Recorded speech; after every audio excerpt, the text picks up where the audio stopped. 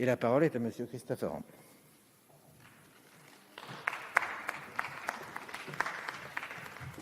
Monsieur le Président, c'est Christophe.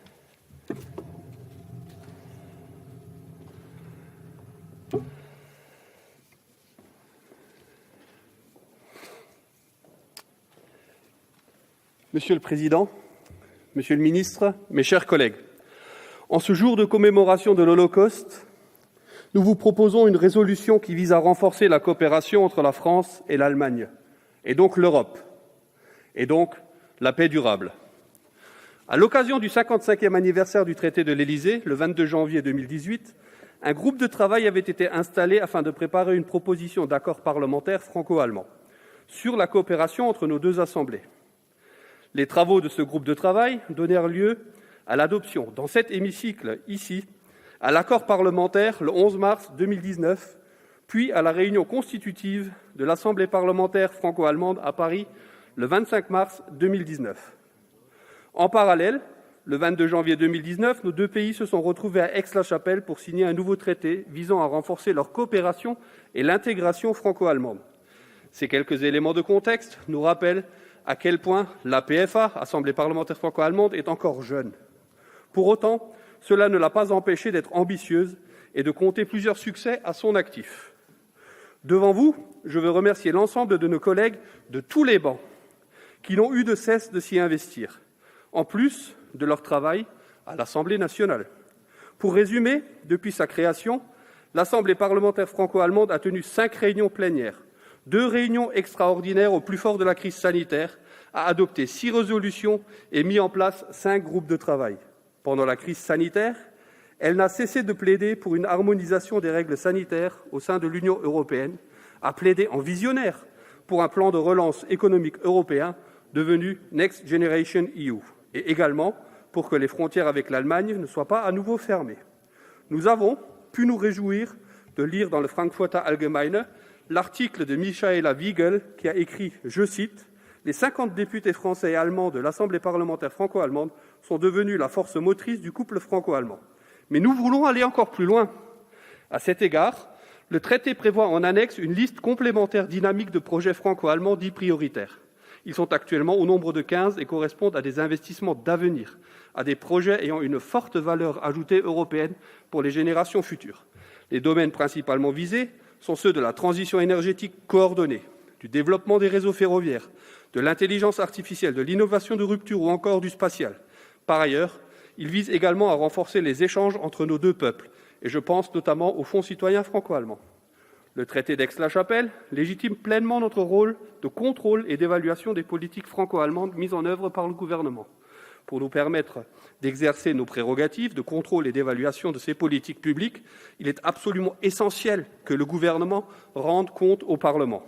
Nous souhaitons que cela puisse prendre la forme d'un rapport remis sur une base annuelle qui permettra l'évaluation au moment de l'examen du projet de loi de finances de la mise en œuvre des projets prioritaires. Il apportera également une information sur les moyens budgétaires réels consacrés à chacun de ces projets. Nous parlons donc d'un outil de dialogue entre le Parlement et le gouvernement, tout autant que de dialogue entre nos deux pays. Ce rapport aura également vocation à donner plus de visibilité à la coopération franco-allemande, y compris auprès de nos concitoyens, qui doivent, eux aussi, pouvoir être mieux informés pour être le réel moteur de la construction européenne. Notre coopération doit être lisible et transparente. Cette résolution, présentée par le groupe majoritaire La République En Marche, a fait l'objet de discussions. Je pense notamment à la position de certains collègues d'autres bancs qui y verraient un manque d'ambition. Devant vous, je souhaite leur dire qu'ils se trompent. Notre jeune Assemblée parlementaire a déjà fait un sacré bout de chemin depuis sa naissance.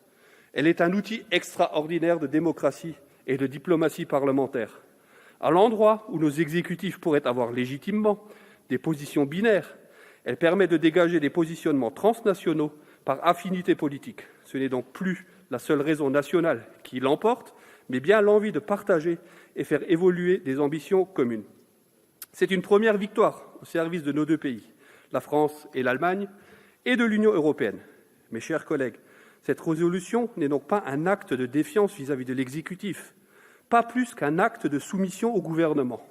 Elle n'est pas un acte partisan, mais un renforcement de notre jeune institution. Elle est le fruit du travail de 50 de vos collègues et de leurs 30 suppléants qui ont mis du cœur à l'ouvrage et qui comptent sur votre soutien pour faire progresser encore davantage la coopération franco-allemande. Cette résolution est une étape supplémentaire et nécessaire dans la maturation de notre jeune Assemblée. En l'adoptant, vous reconnaîtrez le travail déjà accompli par vos collègues. En l'adoptant, vous donnerez à notre Assemblée parlementaire franco-allemande encore davantage de légitimité et d'efficacité pour renforcer son travail. C'est pourquoi je vous demande de soutenir cette résolution. Je vous remercie. Merci, mes chers collègues. La discussion générale est close et la parole est à Monsieur Clément Beaune, secrétaire d'État chargé des Affaires européennes.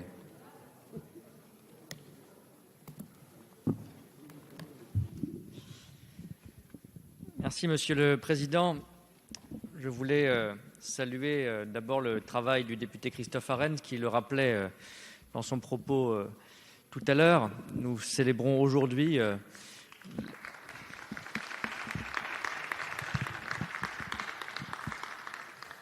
nous commémorons aujourd'hui, c'est la journée mondiale dédiée aux victimes de l'Holocauste.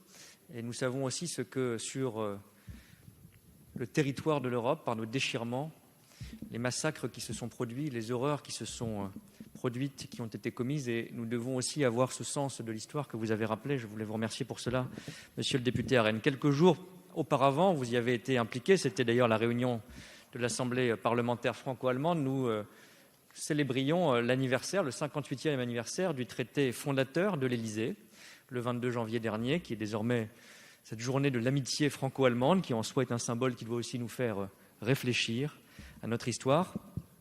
Et il y a 2 ans maintenant, ce même 22 janvier, 56 ans après le geste courageux du général de Gaulle et du chancelier Adenauer, la chancelière Merkel et le président de la République, Emmanuel Macron, ont signé un nouveau traité, ce traité d'Aix-la-Chapelle, qui faisait écho au traité de l'Élysée et qui portait non seulement, je crois, une vision de réconciliation approfondie, car ce sujet est toujours à l'ordre du jour, nous l'avons vu dans les débats, de coopération renforcée, mais comme le traité de l'Élysée lui-même d'ailleurs, j'invite chacun à le relire, car c'est un texte exemplaire par sa clarté, par sa concision.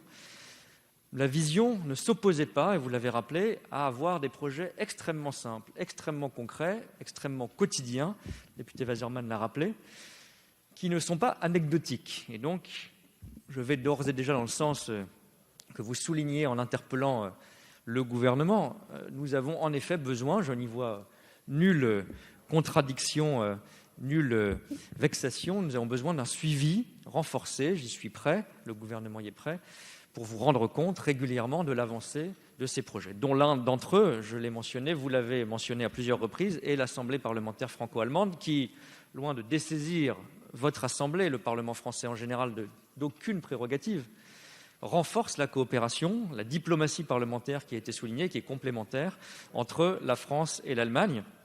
Et ne serait-ce que ce projet mérite d'être mentionné tout en haut des réalisations du traité d'Aix-la-Chapelle, car je ne crois pas, monsieur le député Hetzel, qu'il ne se soit rien passé dans le franco-allemand ces 3 années. Je vous en donnerai quelques exemples, mais je crois que personne ne peut le croire, monsieur Hetzel, que ce soit le traité d'Aix-la-Chapelle, ou ça ne vous aura pas échappé dans le débat d'hier, le plan de relance européen. Alors, j'y viens, monsieur Hetzel, je suis heureux de pouvoir vous donner quelques exemples. Si le suivi du traité d'Aix-la-Chapelle vous a échappé, nous l'approfondirons. Mais il y a 15 projets concrets, au-delà d'autres qui sont, par exemple, le renforcement, ce n'est pas rien, de l'Office franco-allemand pour la jeunesse, créé par le général de Gaulle et le chancelier Adenauer, dont les moyens ont été augmentés, dont les capacités de mobilité et d'action ont été accrues. Il y a 15 projets concrets qui sont suivis, qui peuvent être suivis. Je réponds directement à votre proposition, monsieur le député Arens. La forme doit être encore discutée, parce qu'il y a été évoqué un document budgétaire, par exemple, qui pourrait être associé au projet de loi de finances annuelle. Vous connaissez parfois les réticences amicales de mes collègues du ministère des Finances, mais en tout cas, je crois qu'un rapport annuel, nous pouvons en discuter de la forme, serait une bonne idée pour éviter tout malentendu sur le suivi des projets.